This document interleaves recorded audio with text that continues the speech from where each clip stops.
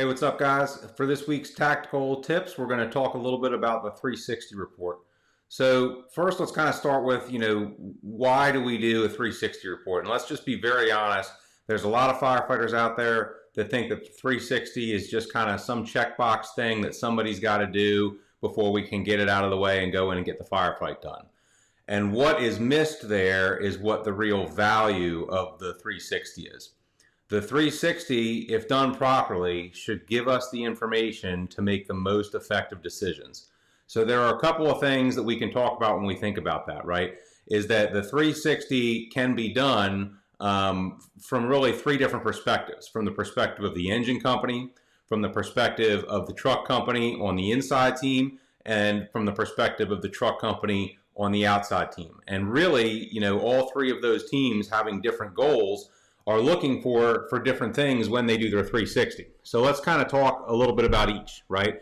So you're on the engine, you pull up at a house on fire, what are you doing in your 360 and what are you looking for? First, really the contents of any 360 report that we talk about should involve three different things. It should involve changes in the configuration of the building, changes in the conditions, or changes in our actions, right? So when we talk about changes in the configuration of the building, what I mean there obviously is probably the most common one is a change in the height of the building. It's one story in the front, it's two stories in the rear, or in some areas, it could be, 3 stories in the front and 1 story in the rear, whatever, right? Could also be things like a bump out or a change in the size of the building. Could also be significant entrances, whether it's an outside basement entrance or an alternate entrance that leads us better to where the victims or the fire might be located. So that's what we mean when we say changes in configuration of the building.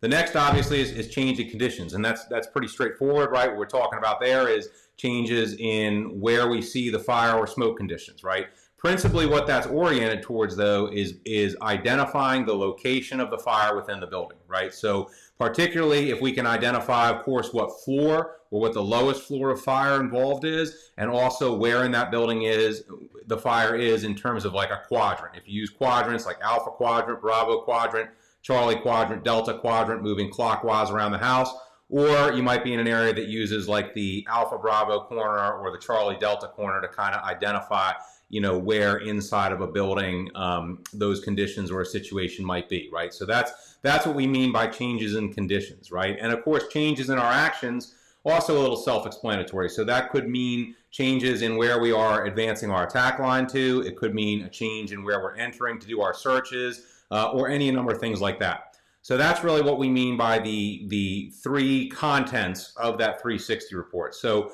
back to the engine company, if think about it, you're the boss of the engine company, you pull up first due at this fire, your 360 report might be valuable to other companies, but what you are really looking for the most in terms of your company's function is you're looking at the fire location and where you can take your attack line. So where do I need to get to put out this fire, and what are my options to enter the building, right? Where are the doors or openings that I could be using to get my line in service, right? So that's kind of what we're looking at when you're the engine boss, is how am I going to get this line on the fire, right? All right, so now let's say you're on the truck and you're on side of the inside team. If you were to do a 360, the first thing I'll be looking for in that position is, well, first, obviously, where is the fire and how is the engine going to get there, right? A lot of times we talk about one of the big first duties of the inside team of the truck is making sure that the engine can get where they need to go, right? So if there's a forcible entry or an egress issue that's blocking the engine out, we need to make sure that the engine can get in so that they can get water on the fire to buy us time to do our search, right? So I'm looking for where's the fire and how's the engine going to get to it, and do I need to force anything for them? The next thing I'm looking at after that is, okay, where is the fire and where is the location of known or suspected victims in relation to the fire, and how am I going to quickest get to them, right? So that's kind of what I'm looking at when I'm thinking about the inside team of the truck, right?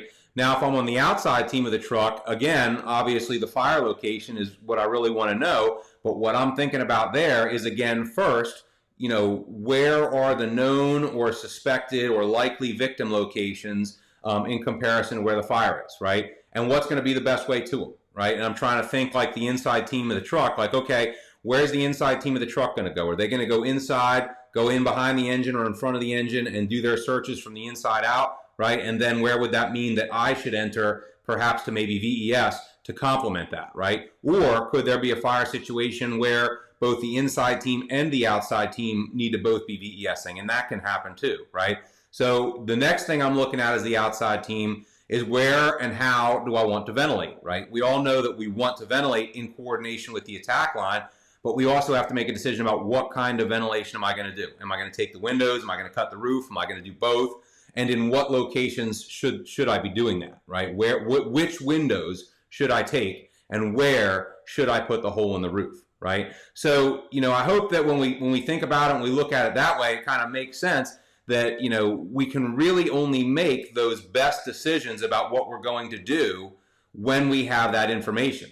Doing the 360 is not just a checkbox to get the chief off your back or just to say that you did it, right? It should have valuable input into what your next actions are. And I think, as we talk about often, it's important to remember that when you talk about a low-staffed environment, when you talk about a minimal number of people being on scene or a delayed arrival of additional companies, the more manpower problems you're dealing with, the more important your initial decisions are, right? When you don't have a lot of extra manpower available immediately, you can have plan B all you want, you just don't have anybody to do it. So what that really draws emphasis to is making sure that you do the right thing right out of the gate the first time with that minimal resource that you have. And the best way to ensure that you do the right thing is to make sure that you have the right information. So it's a little bit, of an example of that mentality of slow is smooth and smooth is fast, right? Slowing down for a second to speed up for the rest of the fire. Now, another thing I want to talk about before we close up is the chief, right? Does the chief do the 360? There are a lot of fire departments that I talk to where, to be honest, the engine of the truck isn't even doing their own 360. The chief is doing it for them. And I've got a couple of problems with that, right? Number one is I think that when you get out of that vehicle as the incident commander, and this is a whole other discussion that we can have one day, you have a real likelihood of getting hands-on, of getting tunnel vision, of getting too involved in the firefight, and we end up with one more firefighter and no incident commander. But back off that soapbox and back to the 360 topic, if you are the engine officer or if you're the truck officer and you don't do the 360, you just get off the rig and you go head first through the front door, right? And you let the chief do the 360 and the chief gives you that 360 over the radio, you're now hearing these words over the radio while you can't see anything and you're trying to make sense of it, right? And to me, that has never been as valuable as when it's done the other way around, right? If I'm the engine boss or the truck boss and I do the 360 and I see it myself, I see the building, I see the conditions, and then I go inside of those conditions and now all of a sudden I can't see nothing. Now I have that mental image that I got outside, right? So while I'm inside and I can't see anything, I remember what I saw outside and that layout of the building, the configuration of the building. That might tell me, hey man, it was in the Charlie Bravo corner. Keep going back into the left. Keep going back into the left. And so just to me, it's always been more valuable for the companies inside the building to have seen that picture on the outside themselves rather than to be told about it on the radio. Conversely, as a chief and an incident commander, I believe strongly that we can and should be training our people to give us the same information that we would go get ourselves, right? If I'm training my people properly to size things up, to look at a situation and how to report it on the radio, then they should give me a report on the radio that gives me everything I need to know at the command post, right? And if they're not doing that, then I kind of look at that as a failure on my part before the fireground to train them and prepare me to get that information, right? So just wanted to give some thoughts on the 360, give you some things to discuss this week. Remember, the 360 is not a checkbox, right? It's done so that we can determine the right thing to do, and by determining the right thing to do, we get lines in place faster, we get the lines in place in the right spot, and we're more likely to get those savable victims, right? So hope you got some good stuff. See you next time, and until then, stay combat ready.